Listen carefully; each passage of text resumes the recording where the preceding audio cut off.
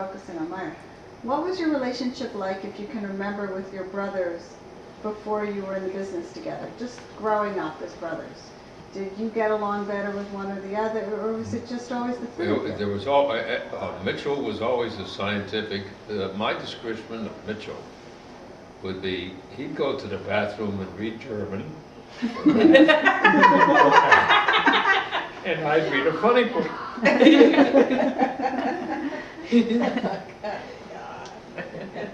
Wasn't all that bad. And Mitchell would understand the German, and Myer would not understand the funny book. That's right. No, I say that because as kids, Mitchell had the problem. He had to get permission and fight for the right to a driver's license. By the time, 4 years later, I had no problem. Learner's permits, crossing the street, going to camp, all the problems. Mitchell was the trailblazer, and of course I, as the youngest, had it the easiest. Was your father strict? Oh yeah.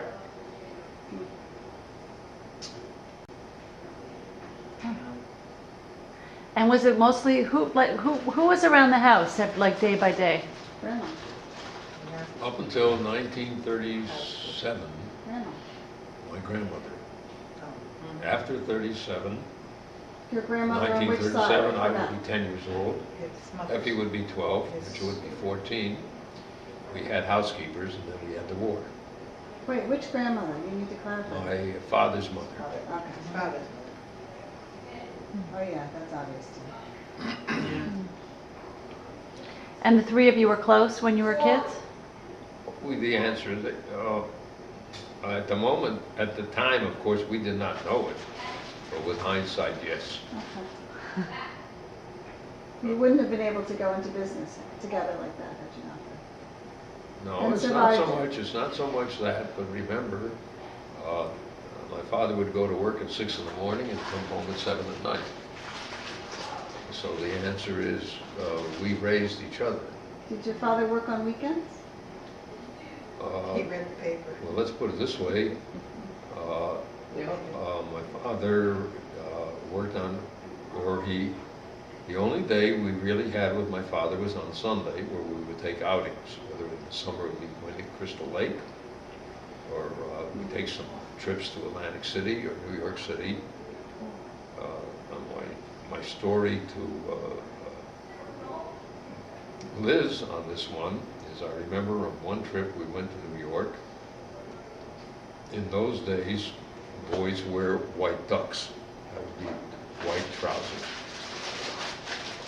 And we stopped at a restaurant, and I was having chocolate milk with a straw.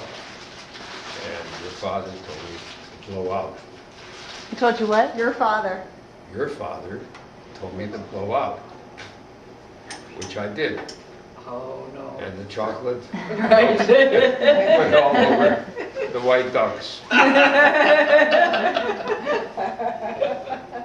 That one I remember. Did you get in Did big you- trouble? Did you ask about your mother? Did you ask your father about your mother? The answer to that would really be no, because I very quickly sensed that my father had a problem with his mother-in-law, and therefore that branch of the family became more off limits as we were growing up. And don't forget, Myer was 4 years old Right. When she Three. died. when she died. Three. When she Three, died. she died, yeah. And is it true that she was like feisty and like had her own business or something like that? The only, there was a lady in town, Mrs. Friedman, Dr. Friedman's wife, who knew my mother, who would later on, as I was married, would tell me stories about my mother. She was she was not a stay-at-home type of person. She was a career type of person. I believe she sold insurance. I believe it was a source of irritation to my father, who believed that his wife should be at home. And so there are too many things I do not know about that part of my life. And hence the philosophy of wives not in the business. Yeah. She was a registered insurance agent, which was very unusual Unusual, yeah. in those Yeah. days to have a Those years. license. Yeah, because you had to be certified by the state. You know, this summer Tom took Myer to Worcester to see his baseball stadium, Yeah. and they tried to find the house that Oh yeah. Well, we think we found the house. your Where grandmother grandmother lived in Worcester. lived She was in. from It was Worcester. it wasn't even like, Oh, it was on the Tom and I square. never connected the fact that his grandmother grew up in the city that Tom's been very involved in all these years, Yeah. developing and working in. In In Worcester. Worcester. Worcester. And all of a sudden, Tom came back and said, my father tried to find his mother's house. So we're going to try this summer to find out a little bit more, because We were there. We were Jenny's house. Yeah. Jenny's house. Jenny's. I don't know I if that's believe the the address house. was 10 Front Street. Yeah. And if I'm correct, we identified Front Street, which was right off the square, which today is a very good neighborhood. Neighborhood. Yeah. And we assumed that it was a loft above a store, but I do not know any of the Particulars. Yeah. particulars.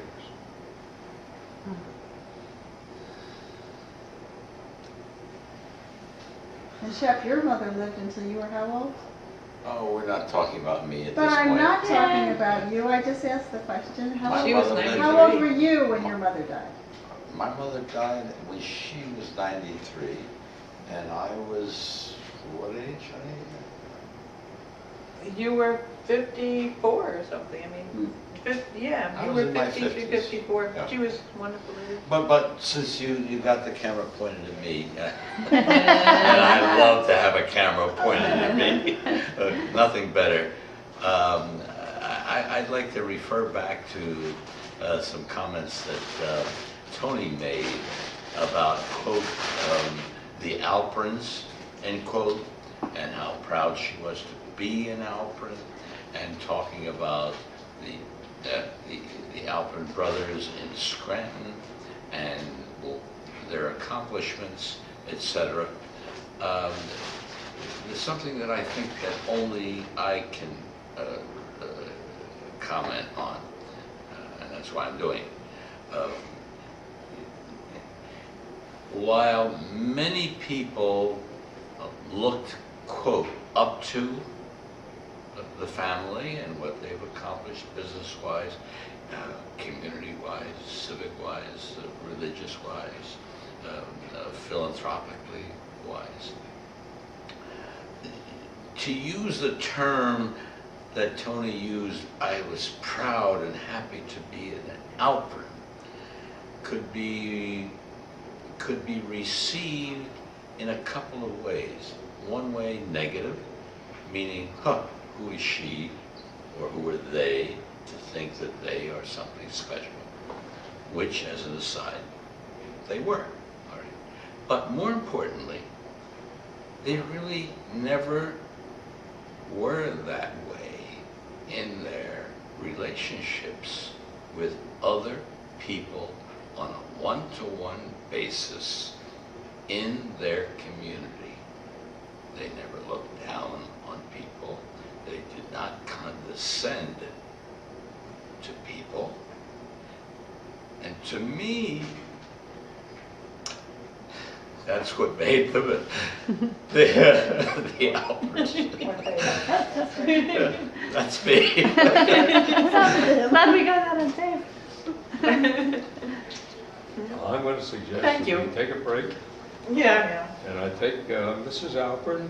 Wait, before Which one? before you leave the videotape. So since you can't There's only comment one about now. your own unique and special gift and purpose in the world, Yeah. because you feel that you can only comment on someone else's, do you want to comment on the other people in the room? The other. Your generation.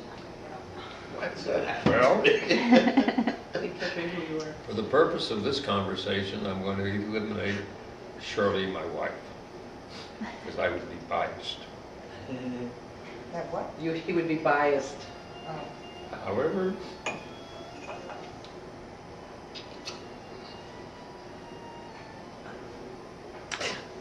Good.